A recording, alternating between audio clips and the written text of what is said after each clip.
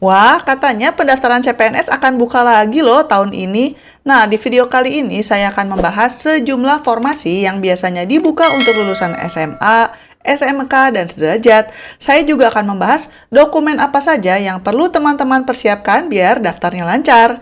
Berdasarkan pengalaman di tahun-tahun sebelumnya, berikut adalah sejumlah formasi CPNS yang bisa dilamar oleh lulusan SMA, SMK, dan sederajat. Nggak harus dari sekolah kedinasan kok.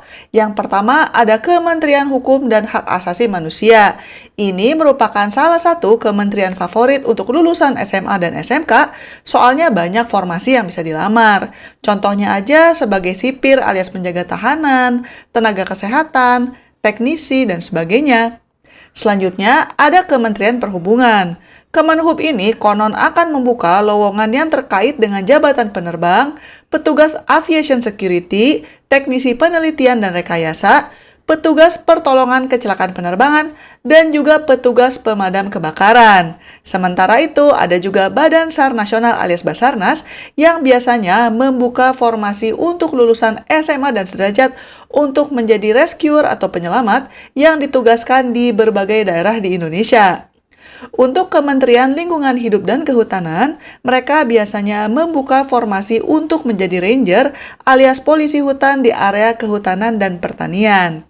Selanjutnya, ada juga Kementerian Pertahanan alias Kemenhan yang biasanya mencari lulusan SMA atau SMK untuk menjadi pengemudi ambulans dan juga kataloger pemula.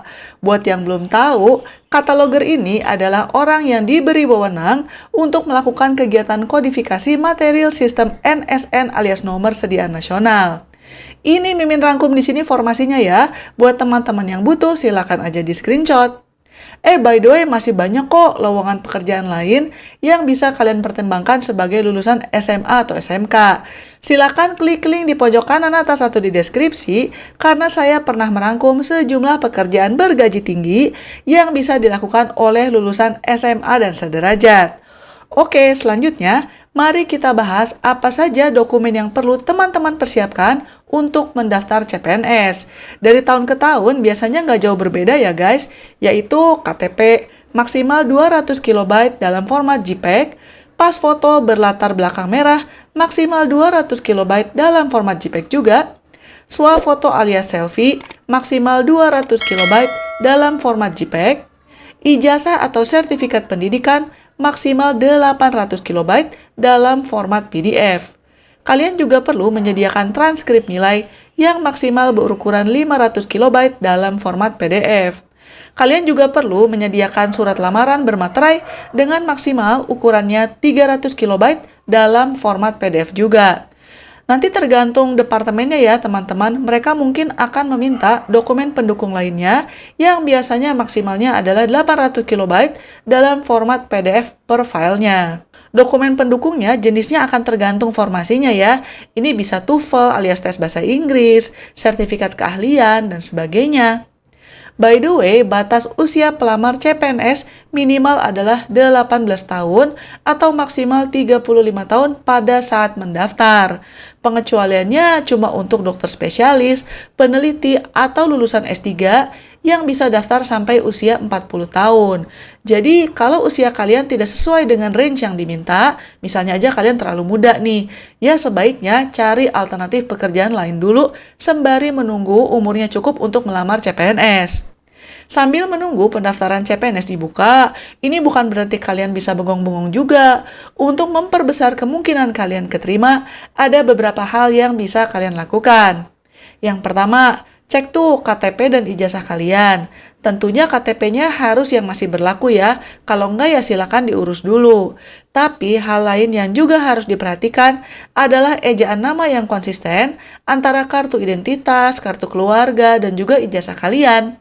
Misalnya aja nih di KTP tertulisnya Muhammad Ridwan, tapi di ijazah tertulisnya M. Ridwan. Kayak sepele ya, tapi itu bisa membuat kalian gagal seleksi dokumen. Kalau perbedaannya seperti itu, sebaiknya kalian mengurus ke sekolah atau universitas yang bersangkutan untuk memastikan informasinya konsisten. Tapi, kalau data kalian tidak sama antara NIK alias nomor induk kependudukan dan KK alias kartu keluarga, maka yang bisa kalian lakukan adalah menghubungi Dinas Dukcapil Kabupaten atau Kota masing-masing untuk konsolidasi data dan menghubungi call center Halo Dukcapil dengan mengirimkan data sesuai format berikut. Untuk menghubungi Dukcapil, selain bisa lewat telepon, kalian juga bisa menghubungi mereka lewat WhatsApp, SMS, dan juga email.